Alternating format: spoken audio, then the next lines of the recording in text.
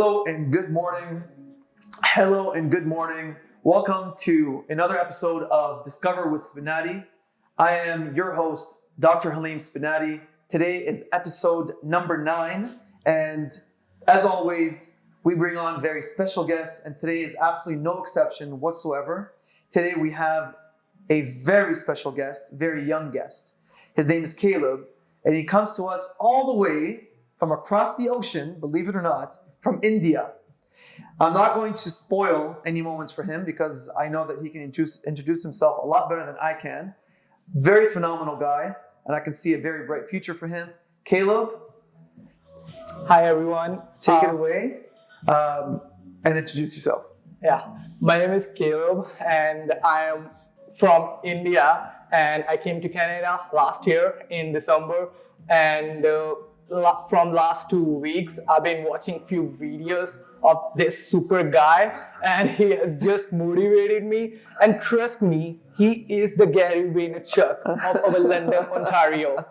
By this time next year, he's going to have 100K plus followers. Dear. Mark my words. Thank you so much for being so generous with your words. Guys, I'm going to give my man here, I'm going to give him the camera, and then he can continue on this live. Caleb, thank you so much for joining me. It has been, honestly, it's been an honor ever since that you've started contacting me because I did a little bit of research about you, and you do your podcast. You've been doing it for a year now, and you're very young, very motivated. I want you to tell people what you're doing now and your journey. So, please go ahead. Yeah. Currently, I'm studying at Fanshawe College. Mm-hmm. I always try to meet new people in my life to connect with. And I always surround myself people who inspire me.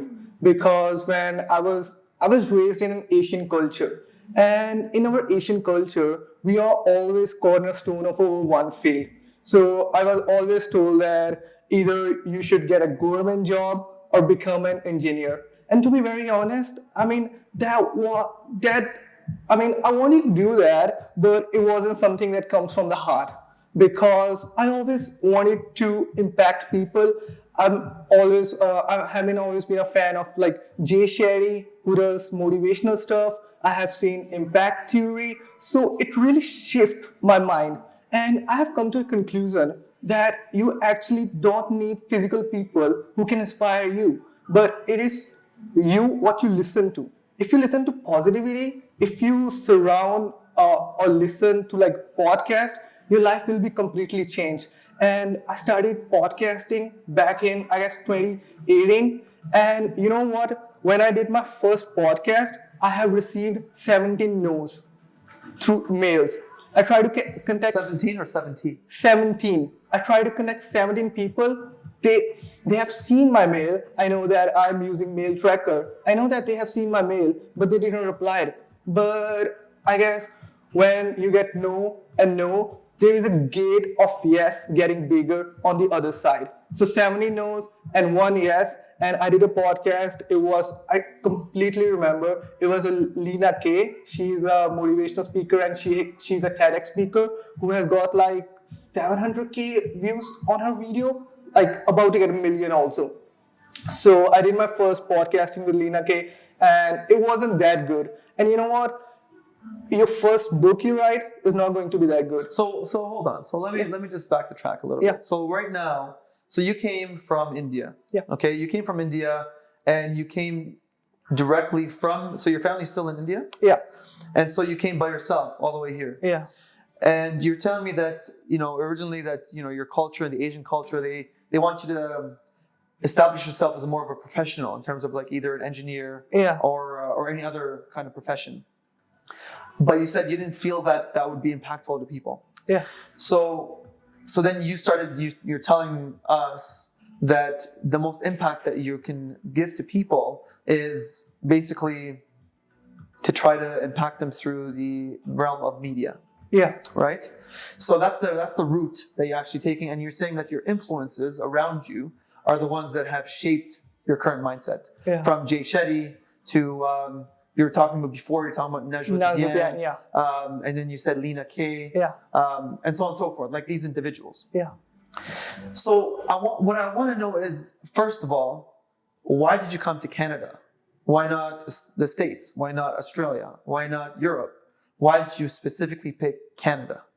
Canada is is one of the best countries in my opinions right now because it's very beneficial. And back where I live, like we have this culture, and I don't want to say that my country, India, is bad, but the unemployment rise is pinnacle.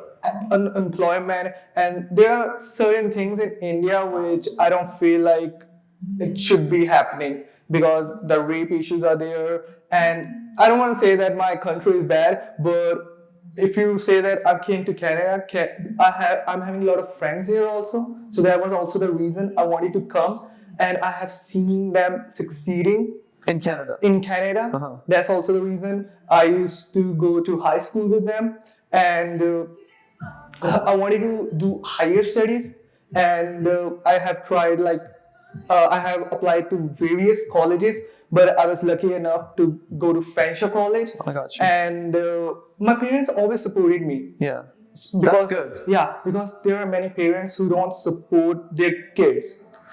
That's absolutely true. Yeah. And coming from the Eastern cultures, family is extremely important. I mean, in Western cultures, family is important, but to the extent in the Eastern cultures that we do, there's a lot of things that we do in order for us to actually please our family as opposed to pleasing ourselves. We're more very family focused, as opposed to here in Western cultures, they're very much individualistically focused, so that basically they're centered on how can I make myself the person that I want to become. Yeah. Whereas in the Eastern cultures, we're very much lenient, we very much rely on and lean towards what our families want us to do because we seek their approval. Coming from a family that supports you, you nailed it on the dot. Yeah. Because if a family is not supportive of you, especially coming from an Eastern culture, then that's going to be very, very, I want to say extremely difficult for you to actually progress. So the fact that your family is actually supportive of you, and for you to actually come all the way here, and you did that on your own volition. Yeah. You did that because your other friends have done that too. So that actually tells me something about your entire family, that your family is actually very supportive, and they wish for you to actually succeed on your own, as opposed to for them to actually be, quote unquote, proud of you in terms of my son's becoming a lawyer, my son's becoming a doctor. Yeah. And I really think that family these days, or like parents these days, treat their kid as a byproduct. They are like, this is my product, and they are judging their kids with other kids. Mm-hmm. Like if I have my friends who is more educated than me, then there are certain parents who will say that, look, that son is doing tremendous in their life, and what are you doing? But my parents never said this. They never compared me with other kids. That's amazing. And that really helped me, because mental issues are really prominent in North America, but in Asian countries still not. It's still a taboo. And and I really think that if parents help their kids or treat them as a friend, not as a byproduct, then they are helping them to become a better individual. Absolutely. Like, I'm a religious kid, and I have gone to church for entire life. Yeah. And my parents always have taught me don't indulge in bad company. Yeah. And you know what? When I was leaving my home, my parents said, don't leave church no matter what happened. And I really think that when you are part of a religious community, or just like this meetup group or networking event, you're separating yourself from those people who do drugs or who are drinking alcohol. And I don't want to brag about myself. I have never touched alcohol or any kind of certain drugs. I have few friends who have laughed at me. Mm-hmm. Bro, what are you doing, man? That's called peer pressure. Yeah. That's called peer pressure. Yeah. Absolutely. You're not enjoying your life. Right. You are not going to party on Friday night. You know why? It's because, and correct me if I'm wrong, it's because you have goals. Because you have things you need to achieve. So, for instance, I don't know if you saw my snippet with, or actually I released the podcast with Jack Leach who actually just lives across the street. Who do vlogs kind of things? He does yeah, vlogs. and he has multiple businesses too. Yeah. 19-year-old, dropped out of high school at 16, and then now he's living on the 15th floor on these high-rise apartments, has his own brand new car, 2019 Mustang, and he lives on his own. Yeah. So like for people like yourself and like Jack Leach, people that have a lot of goals, people that have a lot of things they want to achieve, they have a drive. Yeah. The peer pressure doesn't actually bother them. It doesn't actually bump them out of the road because they have such a drive for them to achieve something that they won't stop until they get it. Yeah, and it's not over until I win. I have this motto in my life. Look, if I'm starting out something, I'm going to fail it automatically. When you have that, when you are not afraid of the failure, then nobody is going to stop you. I read one book which was, have you read Mark Manson book, The Subtle Art of Not Giving a Fuck? I did the audiobook. Yeah. I highly recommend to read you. And I love one line from that book. It was like, the desire for more positive experience is itself a negative experience. But the acceptance of negative experience is itself a positive experience. So if you're accepting negative experience or hardship right now, then you don't have to worry if you fail. Because if I'm starting a YouTube channel or I'm starting a podcasting or I'm writing a book, my first book is going to be bad. My first podcast is going to be bad. It's actually very true. And I'll tell you something. So you know how we were talking about what's the rule that you're talking about? The 853? Yeah. Okay, so you're talking about the 853 rule. Okay, Yeah. so do you want to explain to everyone what 853 rule is? 8531 is a rule where you connect or meet or send mail to 8 people. Yes. 851 rule. 851 rule. 851 rule. Yeah. Yeah.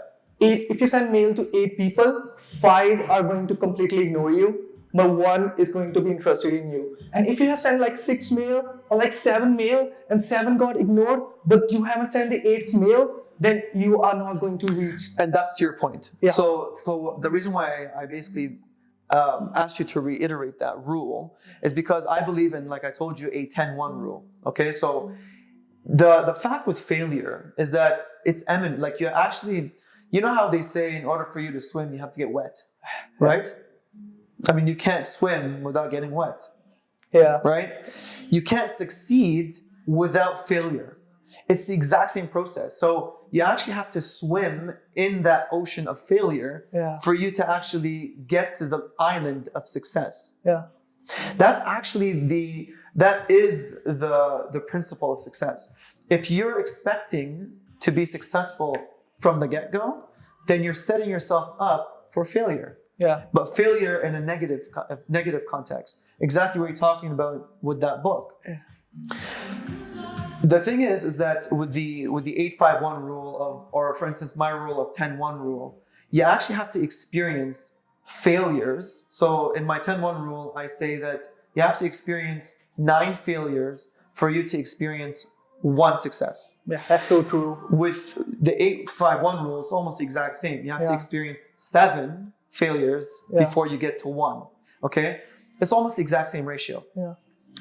Once someone is so realistic in that they are expecting the failures to actually happen, when they happen, that should actually bring them happiness because they know that they have to experience the failures, because if they don't experience the failures, then that success they're looking for is not going to come. Yeah. It's not going to come from the clouds. Right. You have to do it yourself. And the point, and another point which I want to make is, I heard this from Gary Vee, and he always said that when you're starting a business, don't tell anyone. Be with you only. Because if you are my dear friend, if I'm starting a business of drop shipping, I'm going to tell you, okay, I'm starting a business. Now you're going to say, oh, good luck. And your compliments like hit me, because we take compliments so much high. We take compliments, but we can't take criticism. It's a different thing between compliments and criticism. We love getting compliments, but we don't like to get criticism. And now you met me after 3 months, and I have started my business, and it's completely failed, because whenever you start something, it's not going to happen overnight. So they'll make fun of you. Yeah. Or criticize you. Yeah. And you are going to be like, oh, you said that you are going to start a business. Yeah, what is happened happening then? now? What happened? And What- now Yeah. you are like try to hide Yeah. or try to be under the cave. Yeah. And you're like, no, I don't want Halim to think I'm a loser. Yeah. So what I want is like, when I started podcasting, I didn't tell even my parents. Okay. Like I was going to start Yeah. this. Or I didn't even tell my friends, like dear friends. Yeah. Now I have reached that level, or you can say mentality. Uh-huh. There's a quote which I read on Instagram. Don't tell people about your success, just show them. Yeah. So That's right. So I just want to tell all the audience who's listening right now, Yeah. if you are starting something new, don't tell your friends, don't tell your parents until you have actually accomplished that thing. Right. Because you have to get yourself more on the focus track. Yeah. Okay. It's one thing to be able to separate yourself from the comments and compliments and whatnot, because you're going to get them eventually. Yeah. And it's another thing to actually get that thing from your own satisfaction of doing it. Yeah. And I guess compliments in relationship are like a glue which hold a relationship together. Mm-hmm. But if you are addicted to compliments, then you are going to a wrong track. Right. Let me explain you why. I started blogging in 2016. When I wrote blogs, I sent it to my friends on WhatsApp. They were like, "Oh, you're doing a great job." Some doesn't reply. You know, mean friends. We all have them. And there are 5 or 6 people who always say me, "Nice blogs, great words used." And then when I have written like a 10th blog or 11th blog, I sent them, and nobody replied. And I was like, "What happened?" I wrote same as like before, and I was expecting compliments, and that thing hit me on that day. And I was like, no way. Because they might be busy with their life. They might have good intention. And one thing I want to tell everyone about friend is that they want you see good in your life, but they don't want to see you better than them in their life. Do you agree with that? Yes. I mean, the thing is that, and I agree with you because obviously I've experienced it too. Yeah. So the thing is that initially, and you'll notice this, is that initially when you start something, like maybe the first 1 or 2 things, you'll get that support from your friends. But then if they see you that you're constantly doing that thing, they'll find it kind of, I don't want to say annoying, but kind of like they want to put you to the side and then see how you're going to do. And once you get to that stage where you're successful, they're going to come right back at you. Yeah. However, there's a catch to that. The catch is that you were looking for support the entire time. Yeah. That's And you weren't getting it from those people that you thought were your friends. And then you know that this is the formula of life. Consistency. Because I have something called the hashtag, I don't know if you're following me that much, but I have something called the hashtag 69 movement. And my 69 movement is basically, it's 3 taglines. Okay, it's consistency, strength, success. Those are the 3 taglines. Yeah. And the reason why I framed it like that is a lot of ways. Is because 69 itself, the number 69, has very perverted connotations. So people are like 69, they're like, do you know what 69 means? I'm like, I wasn't born yesterday. I know what it means, but I'm creating a different meaning to it. And so I did that on purpose. And the reason I did that is because I wanted people who are on board with me from the get-go. I wanted them to be differentiated from everyone else, because everyone else is going to see it as this guy is perverted or this guy's mind is like twisted. But the thing is that I look at things differently. I think of opportunities in terms of things that, besides the ones that are actually given to us, I believe that we create our own opportunities. And so by me creating that meaning of 69 and differentiating it from the actual current known definition, the perverted definition, it'll take a long time for it to actually gain traction. But eventually it will. Yeah, I know that. And so that's why with those 3 things, that's why when I said consistency as my first, I said consistency because when you're consistent in anything at all, you're going to achieve strength. Yeah. Once you're consistent and you have strength, you're going to achieve success. Like there is no 2 ways around it. That is the formula that's going to get you to that success. But you have to be consistent. Yeah. Let me point out. And you won't get strength unless you're consistent. And then you won't get success unless you have strength. Like, so one thing will follow the other. And that's why to me, when I say 69 movement, to me, it's like I'm redefining the whole aspect. And so it's a journey. It's a journey of who's going to actually be supportive. And then I get to see it. Yeah. But it doesn't mean that people who aren't supportive from the get-go, I'm going to ignore them later on. But it means that I will know who stuck with me from day one. You know how they say, you have your number ones? Yeah. I know who my number ones are. Yeah. And the thing about consistency, your point is really brilliant, but I want to address something here. Sometimes when you don't know yourself and you don't know what you want to achieve in your life, then consistency may be a bad thing. Let me explain you why. Suppose if there's a person whose height is 5'6". If I tell that person to dunk, and now he will consistently practice for like 10 or 15 years, but he won't be able to do that. So I really... I love you challenging my ideas. By the way. I really do. Yeah. Because that's the way we grow. Yeah. And I really think that people are not self-aware of what they actually want to achieve what they want to achieve in their life. And most of our goals, let me tell you, most of our goals these days of millennial are driven by the goals on Instagram. Okay, so hold on. Before you veer off on that, I want to address the whole consistency thing. So you're right. If someone is setting a goal in terms of they want to be an NBA player, they're 5'5", the chance of them becoming an NBA player is very, very difficult, very slim. Yeah, they can't dunk. However, Nelson Mandela has a really famous quote and says, it's always impossible until someone does it. Yeah. Okay? So Spudweb, he's 5'7". Okay? Yeah. If you look at anybody that's 5'7", you're gonna, bro, like, you really think you're gonna be in the NBA? He went to the NBA and he dunked 5'7". Yeah. Okay? So to me, it's kind of like the rule of consistency is not a one-time rule in terms of if you're consistent in one thing, you're going to be successful in that thing. Yeah. It's the process of becoming successful that's going to make you successful. Let me explain. Yeah.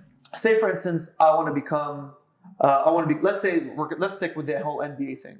I want to become an NBA player, but it's not in my genes to actually become an NBA player because I don't have the athletic genes to become an NBA player. However, with me being consistent in my efforts to become an NBA player, I will have learned so much about myself. Yeah. Because you just talked about self-awareness. Yeah. So I would have learned so much about myself. I would have learned so much about what I can do, what I cannot do, how I can push myself. I would have gained a lot of networking skills. I would have gained a lot of disciplinary skills because let's face it, that are going to help a lot you. of people don't have discipline. Yeah. And that's what really doesn't allow them to reach their potential, the discipline. When you get all these different skills and all these different factors inside your life, you will be able to shift that to a different goal. And then not only will you succeed in that goal, you'll be able to know yourself so much, no one can stop you. Yeah. You'll be unstoppable. So that's why when you are consistent in anything at all, that's why whoever tells me like, I want to do something, it's always to me like, it's a no-brainer to me to be like, just do it. Because just start something. Just do it because you will find out once you put 100% into something, you will find out over time who you are. Yeah, exactly. It's not the end result that you're trying to get to. It's the process. It's the journey is important than destination. It's the process. Yeah, absolutely. Okay, let's get back to you. Yeah. Okay, let's get back to you. Okay, so you traveled from India all the way to Canada. Were there any difficulties to get to Canada? First of all, it was winter. Just want to say that. And winter in India is different than Canada? Yeah. Winter in India, even if it's 8 degrees Celsius, I'm talking about positive 8, not negative 8. Yeah. Positive 8 degrees Celsius also regarded as winter. Yes. Yeah. Yes. So here experiencing minus 25, minus 26. It's like a freezer. Yeah, it's like a freezer. Yeah. I was just like that. I'm in a refrigerator right now. But in terms of you coming to Canada, did you encounter any obstacles where like the government said you have to have like 1 billion documentations and you had to like go to many different places and you were rejected? And did you have any of that kind of thing? No, it wasn't that much to be very honest, because my academic record was good. So it wasn't that much difficulty in applying for like documents, submitting It was easy. To be very honest, it was easy. It was not that much difficult. So you didn't have any difficulties. Yeah. Okay, excellent. So now you traveled from Canada. You're studying project management. Yeah. You're doing project management, and you've done it now for what, a few months? Yeah. Okay. And it's a 1-year program at Fanshawe. Yeah. Okay. So if anyone wants to do this program, they can do it at Fanshawe. What is this program gonna get you? Like, why did you go into that program as opposed to another program? Yeah. The biggest aim for me is not to be cornerstone of just one field. Like, I want to practice new things. I don't want to be like that working 10 years for just one thing. I don't want to do that. So project management field is kind of a field that opens kaleidoscope of opportunities for you. Okay. Like, you can be a project management for a civil project. Yeah. You can be project manager for a mechanical project. You can be for IT project also. Okay. You can do marketing as well. You can do a little bit of advertising as well. Okay. So there's a whole lot of opportunities. It's cross-disciplinary. Yeah. Okay. And why I took it, I'm running my own Shopify website as well. So I have little interest in Instagram ads, Facebook ads, Google ads. So With Shopify, what do you sell? Actually, it's a women clothes. It's just a website. Okay. I'm new to that. Yeah. Yeah, I have just been for like 2 months. Yeah. Yeah, and I have made How's that going? I have just made 4 sales, right? That's good. Yeah. What are you selling? It's women clothes. Women clothes. Yeah. And so you're getting them from where? From India? No. Here's how Shopify works. Uh-huh. Do you know the website known as AliExpress or Alibaba? Yeah. Yes. Yeah. So what we do is like Shopify gives you a tool to make a website. Yeah. Then you're going to import product. Like I took photos from Alibaba Express. Yeah. Suppose Alibaba is like a wholesale, like a Walmart store. Yeah. The price is very cheap. Suppose there is a dress or a top which costs $5 on Alibaba. Yeah. Then I will put it on my website and I will say it's $20. Okay. Then I will try to advertise it on Instagram, by Instagram ads, Google ads, and on Facebook ads. And if somebody bought from my website, $20, Then you get a cut of that.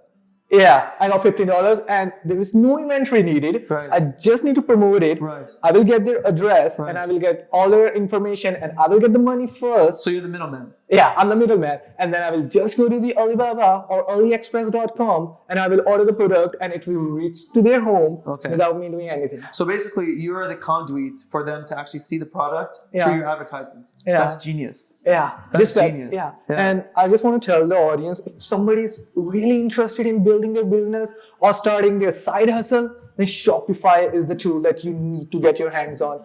And I have learned all through YouTube. You don't need to buy a course. There are like mentors. And I want to ask you one thing. Tell me. There are a lot of mentors, Yes. motivational So gurus. before you get into that question, just hold on to that question. Yeah. Because I think there's a lot of value for people to get out of this whole Shopify thing. So basically, if you're stuck and you don't want to, which camera should I look at? That one? So if you're stuck and people that want to get out or slowly transition out of their current employment, there's opportunities everywhere, okay? Especially with the advent of internet, you can get out of your current job slowly or fast, depending on how much work you put into it. So our friend and wonderful person here, Caleb, just told us about the Shopify, right? Where basically Shopify acts as you being a middle person, and you are the conduit. So you advertise for the products on, for instance, Alibaba, and you're the advertiser. So you advertise on Google, you advertise on Facebook, whatever, Instagram. Whoever clicks on those links through you and buys the product through you, you get a big cut of what Alibaba is selling without you even carrying any inventory. Yeah. That is genius. Yeah, that's huge. That's huge. So this is an amazing thing for those people that want to get out of it. There's opportunities everywhere. Now, your question. Yeah. What's your question? A lot of motivational speakers and gurus Yes. say that 9-to-5 job is not a good thing. Okay. Like, I really think, or I want to see your point also. Yeah. Are motivational speakers creating so much negative image regarding 9-to-5 jobs? I'm in college right now. Yeah. I just want to get hired.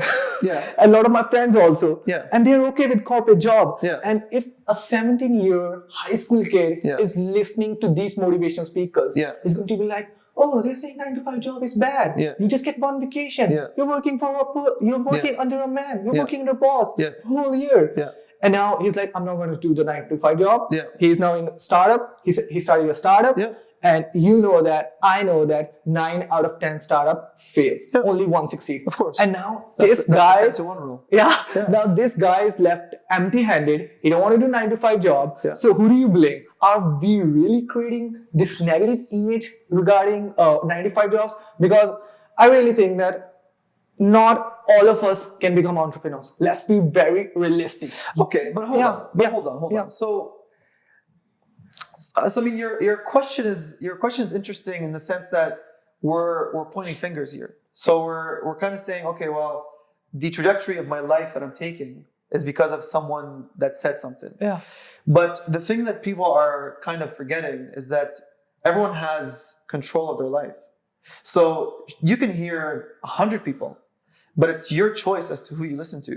And it's your choice as to who you're going to believe. So the person that resonates most with you, say for instance, you work a 9 to 5 job and you're happy.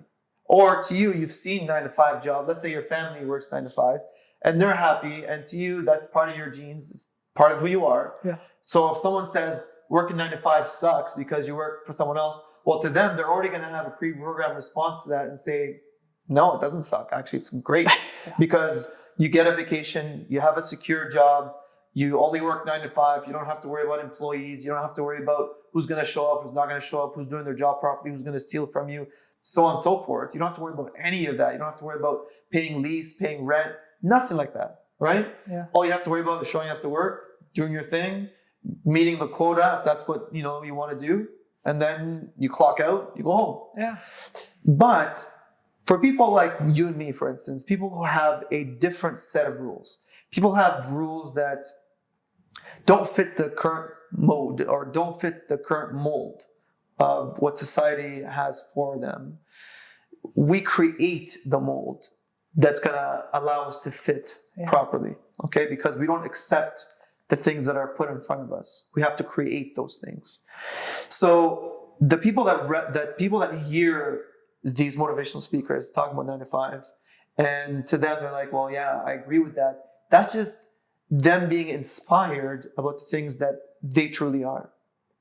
So it's not about them being successful or not with 9 to 5, or them having regrets about listening to someone that's talking trash about 9 to 5. It's about them resonating with their own selves through someone's voice. Yeah. So if someone says to themselves, I agree with this person, this is a really good idea, I don't want to work 9 to 5. I want to work from 4 a.m. till 12 a.m. Yeah. Okay? They'll find out very quickly whether or not they're that person or whether or not they can revert back to 9 to 5.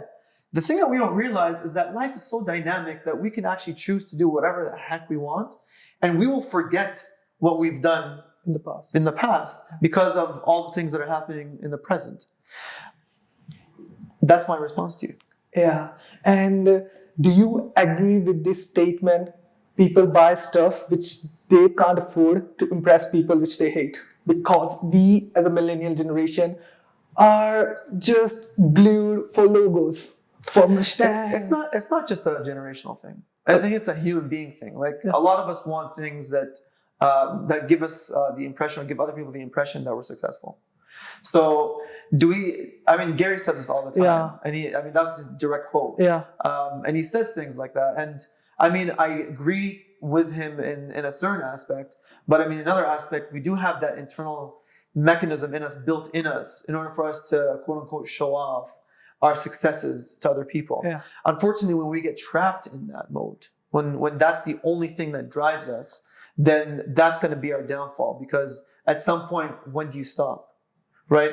At some point, how much are you going to sacrifice? How much you're going to borrow from the bank in order for you to actually, and that's what he's talking about.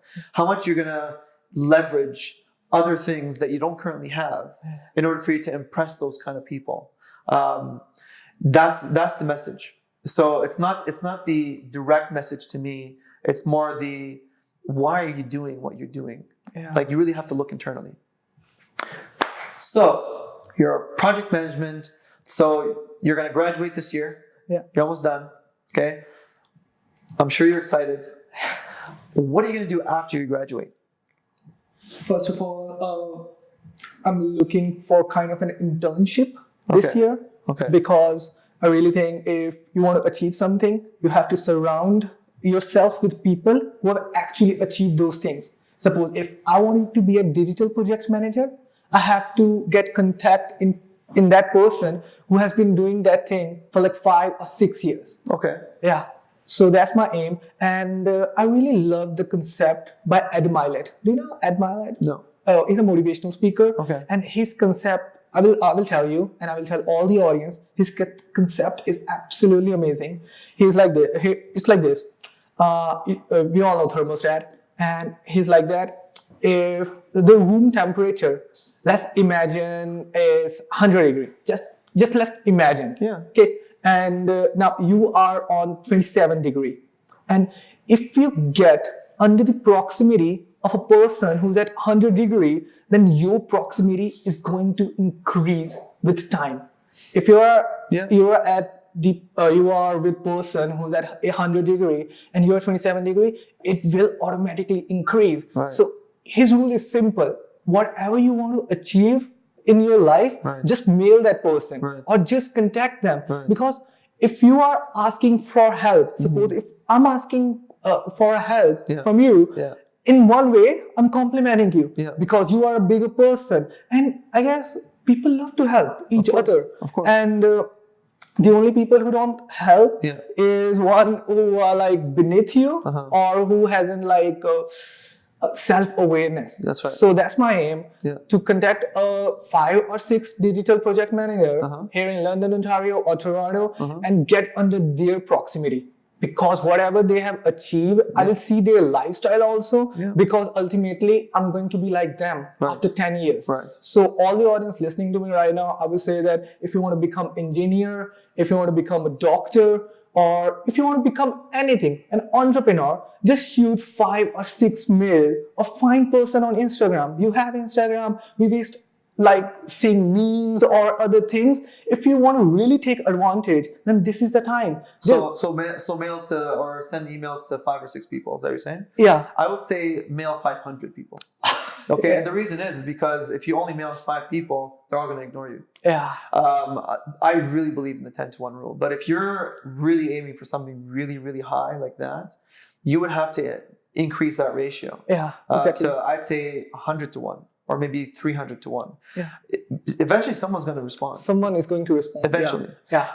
And your tenacity, your consistency is going to get you there. Yeah. So I would say for you, I would say what, I mean, I don't usually give advice on my podcast, but for you, but I think it's very valuable for people because I think a lot of people are in your shoes as well, is that I would, and I completely agree with you, I would not only try to reach out, I would actually try to hang out with people that are quote unquote successful because then they'll rub off on you. So they'll get you that thermostatic effect that you're talking about. Right? And you are the average of 5 people you surround with. That's right. And that's why I always go to meet up a networking event to see people who are above me. It's not an embarrassment to see someone who is doing better than you are doing. Of course. So most of people like, I'm not going to see that person. I'm jealous of that person. He's having this all glitz and glamours and look what I'm doing with their life. But if you actually see their journey, you are going to be, I mean, we can't judge someone. Like most people always judges before knowing actual story. Look, if there is someone walking down that aisle, we would see that he's smiling right now, but he may have depression at home. Of course. You can't judge someone.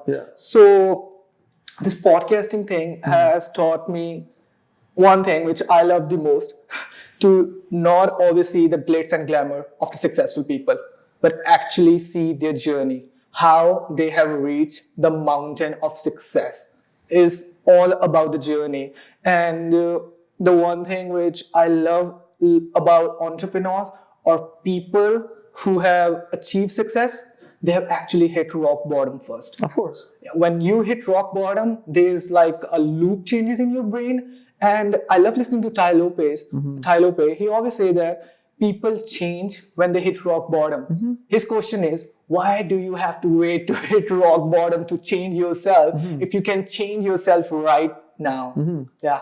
That's a good question. But I think we're programmed to actually hit rock bottom first before we get to that area. Yeah. In some way, some fashion, way, or form.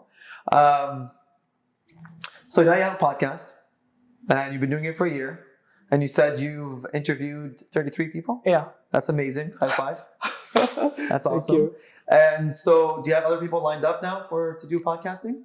Yeah, I have a guest who is an Indian celebrity who has more than 1 million followers on Instagram. And her name is Anvishi Jain. She's a motivational speaker. I'll be interviewing her, I guess, in next week, I guess. Nice. Yeah. So I have lined up. Nice. And I want to tell everyone, if somebody is starting podcasting, one advice which I would love to give is that don't judge yourself on your first podcast. Of course. Judge yourself on your 10th or 15th podcast.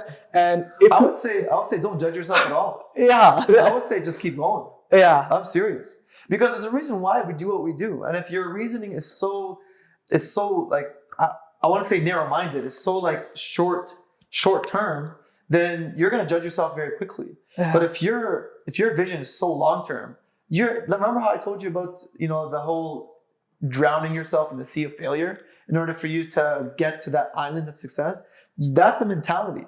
Like, you have to fail in the first podcast, second podcast, third, fourth, fifth. Yeah. You may not even succeed until you get to the 200th podcast, but eventually you will succeed. Yeah. Because that is the formula of life. That's the bottom line. That it is. Yeah. And Halim, I want to ask you one thing. Yeah. Suppose we are like part of our habit. We are like, if I'm an individual right now at 24, I am what my habits were in the past. Yes. I'm that byproduct Yes. of my own habits. Yes. And suppose if my subconscious patterning in my brain is filled with negative thoughts. Yeah. If my high school teacher has said something to me which is still going in my mind right now, and if I'm not from a business background, I'm planning to start a business, my parents will automatically say no, and now they are no longer with me, but there's still voices of them which is playing inside my head. Yeah. So I want to ask you, how can someone stop negative patterning or negative thoughts in the subconscious part of the brain? Because they are like little hijackers. They completely hijack your brain and they hinder your growth. That's correct. Yeah. So how do you do that? How do you get out from that mind frame that you've been basically raised with, that you've had influences with from the past, whether it's a high school teacher, whether your parents, or whether your friends? How do you break from that jail, from that hijack state, and get to where you want to get to? Yeah. That's your question, right? Yeah. I would say exactly what you were saying the entire time. So I like the whole thermostatic effect, right? So if you're already in let's say your body is at 27 degrees, but you're hanging around someone that's 100 degrees, eventually your thermostat is going to increase to 100. Yeah. So the best way to do that is actually surround yourself with people that are at that stage that you're trying to get to. That's the best way to do it. If you don't have the internal drive, if you want to get that internal drive, you don't actually have it, because you're so bogged down by the things that other people are saying to you or that have said to you. The best way to get out of it is exactly what you said, is to surround yourself with people that you admire. The other thing is literally to just do what it is that you're dreaming of doing. I know this is so simplistic in thought and process, so simplistic, but that's how simple it is. It's just literally to just do it. And it's not a Nike quote, but it's literally like, it's to break out of that jail. And it's correct the way you said it. It is a hijacking, but you have to break out of that jail, of that mentality. The only way to break out of it is to actually put yourself in action. Okay? Put yourself in momentum. That'll break you free. Yeah. The best way to put yourself in momentum is to surround yourself with people that you admire. Yeah. And I will just carry on with your answer. And I would say, accept who you are as an individual. And if you have to break that ice, you have to overcome that fear. Because the other side of fear is a heaven, which is waiting for you with open arms. But people are not ready to break that ice of fear. They are like, oh, what will my friends think? What will my parents think? Or they don't think themselves as a winner. I really think that. And for me, I guess most people spend their lives doing things which they don't love. And the biggest tragedy of this life is being good at things which you hate. And most people right now, I think they are. They are good in those things which they completely hate. Either they didn't take the step of that encouragement or like to break that fear. Right. They didn't take the step at the right time. I would also say it's not even just fear. I would say it's comfort. So I know you're looking at it from a growth perspective, but I would look at it from a stagnant perspective because a lot of people are comfortable in what they're doing. So if you're comfortable in like the job that you're at, and it's really hard to change that comfort zone because a lot of people don't want to get out of the comfort zone. People want to stay. People are very comfortable in things that's more familiar to them. So when you want to change things, and the more you do something that you're comfortable in, the harder it is for you to actually change it. Yeah. Right? So just as simple as socks. If you're wearing socks that's really comfortable, to you it's like, why would I change socks if the ones that I'm wearing right now are comfortable? It's the exact same mentality. Yeah. And our brain is wired in such a way that it didn't allow us to do uncomfortable things. That's right. It won't allow us to do strange things. That's right. Just like as you mentioned that it won't allow us to wear another sock. That's right. Yeah. If you but if you wear other socks, maybe it's going to be even more comfortable than the one that you're wearing now. Yeah. Right? Like if you're brushing with your right hand, if you try to brush with your left hand, you're just like, oh, what I'm doing. Brushing is a sensitive topic for me. But, okay, so the journey, your journey, Caleb's journey. Okay, so you were born in India. You started your podcasting last year, 2018. So now you're doing a podcast. You've been in Canada now for the past year. Now you're taking a project management course in Fanshawe. And you want to become a project manager as your career choice. And your stepping stone to becoming that is to surround yourself with people that are that. So your plan of attack is to actually contact a lot of people for you to emulate them, for you to shadow them, so that you can get more experience in that field. Exactly. That's amazing. That's fantastic. I can actually tell from the way that you are, your demeanor, your drive, you will definitely get to where you want to get to because you have the correct mindset. You have very, very good mindset. You have the drive, you have the good personality, very kind, very approachable, very personable, and very brilliant too. You have a very smart mind. Thank you. So you'll definitely get to where you're getting to. You're going to. Any last words before we? Yeah, I just want to ask just one little question to you. Yes. In your life, do you focus on short-term goals or long-term goals? Both. I focus on. So I have a vision. I have several visions that I try to attain. And those things are basically something that every time I wake up, that's all I think about. So I wake up and that's all that's on my mind. But then those short-term goals are the ones that are actually going to get me to that vision. So it's to me, and it's not something that I write down. It's something I just think about. And it's something that I have already planned in my mind and it's set in my mind. So then whenever I want to do something else or if someone tries to distract me or who else tries to distract me, that vision always comes to mind and always reminds me, you know what, maybe it's time for you to just say no, come back to that later. There's always opportunities for you to do these things and then continue on a vision until you achieve it and then you'll get there. Yeah, wonderful. And my last words is that this guy is just insane. You have to see his journey, his grind and hustle. And right now, what he's doing in our community in London, Ontario is just wonderful. He was so kind to me. He was genuine in his compliments. And this guy, you know what? There are some people in your life, you see that they are going to crush it. And I'm saying right now, this is one of the guy. Thank you. Who you look like, when you see that guy is like, he's going to crush it in life. And he's already crushing it. You have to see and watch and hear his podcast.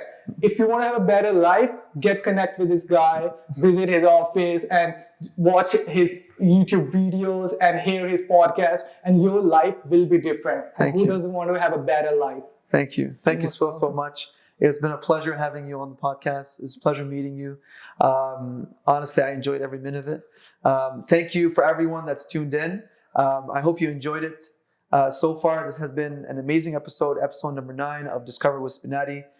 Thank you again. Look forward to episode number 10 coming to you your way. And we'll speak to you soon. Take care.